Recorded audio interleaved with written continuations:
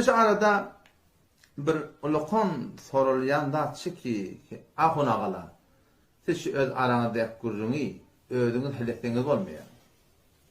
Ne mülkesin fezai mecali çekiyorsunuz. Münazırı deyip, yine burada deyip, cevabiye deyip. Şu da atları siz öz aranızda hedeflerinize bolmayan diyen duyguyu umum Müslümanlığın varlığın duygusunla bağır. Ve dilini alıp da şunu ayıtıyarlar. Şu adı seninle ince metaforda ben şuna cevap da verdim. Keştadı bizim yüreğimiz isteyişidi, keştadı atlı bir de ahummallan aran tökündün, ama kıyını hakta tökünmedi, çeyremi töküdün, şu formar fezai mecaziye geldi oldu. Kurun nereden başladı? Ben ödüm 79. yılda Şileğmaş'a girdim. 68. yılda bir 2 yıl moğolluğu yaptım, sonra hulasa dedim, bakı dünyadan ayrılı, ağam hulasa tervara gitti. Men zorlap çıkardım oradan, Haçan Moğollu olan hareket etmedim, arada 10 yıl ortaya girdi. Yamaçlardan 79. yılda Moğollu oldum. O zaman şu Moğollu okuyup veren yolumuz haliyanına, şu tademin bir zatları okuyup verenlendi men. Ne bileyim şu gurun fezai mecalik çekildi. Şu gurun niyeden başladı, şuna aydatın böyle çekildi. Şu an biz okuyup ver şu tadım. Memma Cemalettin Akuma Moğol terçelli var. Okuyup verdiğimde de var, 50 nefer yardım oluşmasın. 5-6 hücre, yani otok yolumuz haliyanına, avval kadim bilen 68. yıl okuyan elden mualla vardı. Ama kıyının da bara varakim adalıp sonra biz baramda 3 nefer bol şöyle okuyup verdik de. O zaman ben şu okuyup verken şu tadı bir rahatları gördüm. Ve söylemedim. Neyse bu diye diktim ben. Çünkü kitabı okuyat elhamdülillah.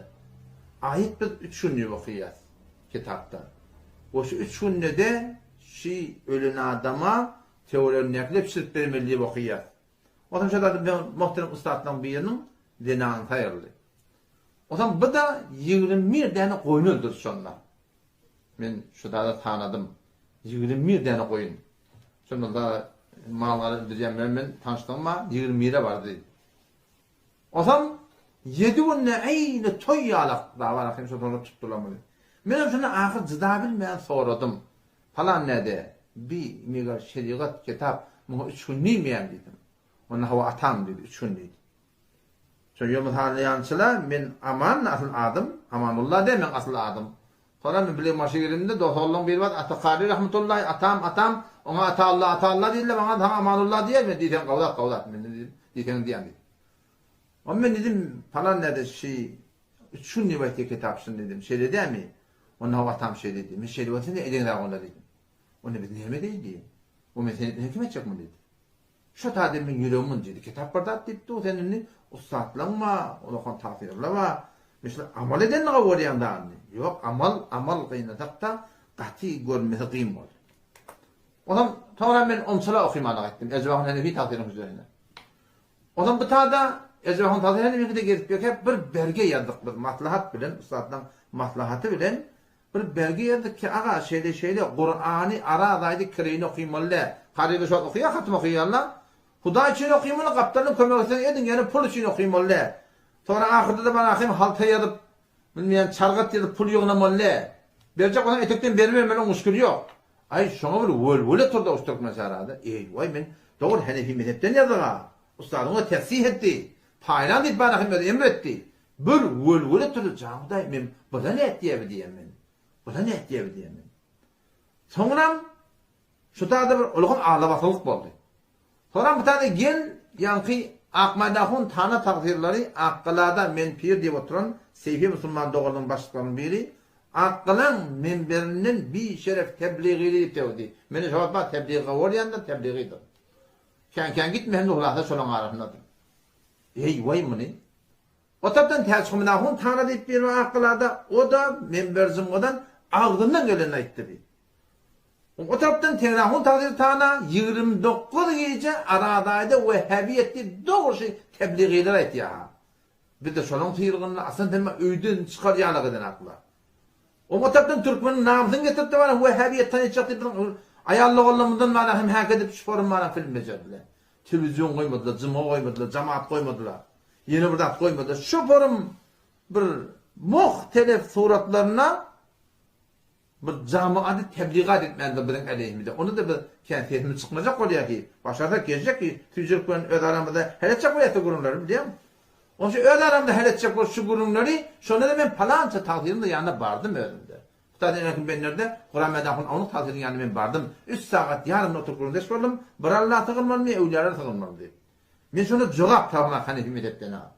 Tenahun tadirinin yanına bardım ben. Bir saat yarım oturuştuk. Doğru cevap tavıma. Hanefi mezhepten nekem şart tedakan bana beren akla. Hani yöne tevcih et yerle bana.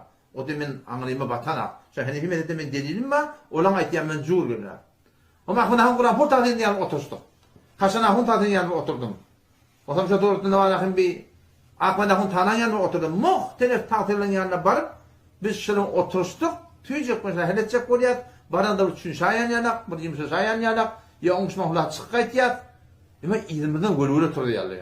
Cuma oynaklar, cemaat oynaklar, radyo oynaklar, televizyon oynaklar, toy oynaklar. Hatta yolun har yanında var yakın. Sırahadan akmadakun tanan takdirleri şu amanullah amaniyat, şu izinna son bolup bersin kabul ettiğin adam nikahını tercümelidir hatta. Doğru, eştin adam öyle etti ama. O zaman bir şey gelip bir karat onşuk bolýanda bilýän, yo bolana. O zaman awwalky olan nerede turdular? 86-njy ýylda Salahda turdular. Biz her indi şey, o apparatın biz zatly yok, CD, PD bıraklı yok yani beter bir. Bu da şayet bir CD olsun. Onun için ayı 40 yılı doğurdu edip Salahda Muhammed Ahun Karaca Muhammed Ahun Yakşirak şu doktorlar millete aytmana durdu. O zaman şunu öde bir aytnamadı, bizi bir yaplandırlı kardeş. Ben raharlanıp bir kepledi bir de su vermen balık çıkarma falan, ey vay öyle çıkarıyor adına. Nimet mi? Ne çaren yok kepleme o yandan. On füycülük bilen ustadan birine cevap verdi şunu.